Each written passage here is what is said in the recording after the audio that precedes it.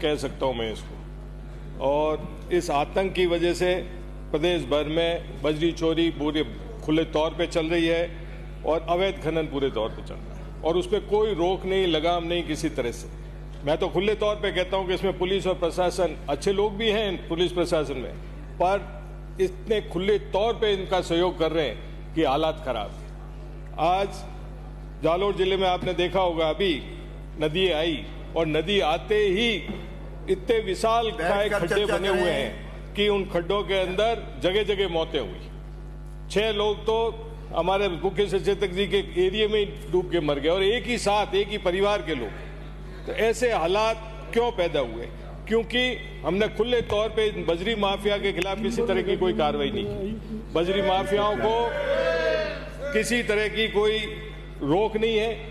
इनके पास में लीज कहीं की होती है और खोदते कहीं पे हैं और स्टॉक कहीं पे भी कर लेते हैं। ये हालात हैं, इनको कोई रोकने टोकने वाला नहीं है। और इसमें आम किसान और आम आदमी परेशान होता है। वो बेचारा एक ट्रैक्टर लेके बजरी खुद के खेत के लिए भी ले जा रहा होता है तो उसको पकड़ लिया जाता है। और यहाँ तक के हालात हैं कि अगर कोई खेत में, आप किसान हैं, ज्यादातर यहाँ से किसान वर्ग के लोग आते हैं, अगर कोई खेत में अपने एक खेत से दूसरे खेत में खेती के लिए भी मिट्टी ले जा रहा है उसका भी चालान कर दिया जाता है। और एक ट्रैक्टर के चालान लाख सवा लाख से नीचे नहीं होता है। तो मैं आपके मार्फत अध्यक्ष महोदय ये ध्यान आकर्षित करना चाहूंगा कि इस तरफ कोई कंट्रोल किया जाए। मैं खुले तौर पे कहता हूं कि इसके अंदर प्रशासन और पुलिस का सहयोग है। प्रशासन और पुलिस को, इस तरह के लोग भी बैठे हैं इसमें जिनको शायद समय पे सैलरी नहीं मिलती होगी पर हफ्ते टाइम टू टाइम मिल जाते हैं, उन्हें सैलरी की जरूरत ही नहीं है, इसीलिए इस तरह के माफिया को पनपाया जा रहा है। मैं आपके मार्फत ये कहना चाहूंगा कि इसका पता लगाया जाए।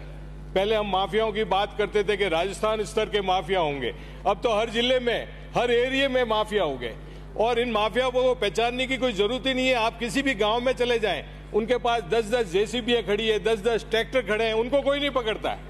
अधिकारी भी जाके डंपर खड़े हैं, उनको कोई नहीं पकड़ता। अधिकारी भी जाके किसान के ट्रैक्टर को यहां से वहां जा रहा होता है उसको पकड़ के फॉर्मेलिटी पूरी करते हैं।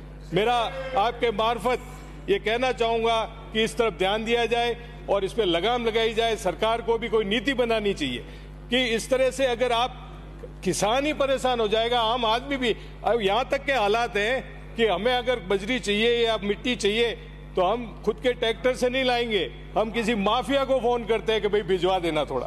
इस तरफ सरकार को ध्यान देना चाहिए। श्री डॉक्टर शिखा मील।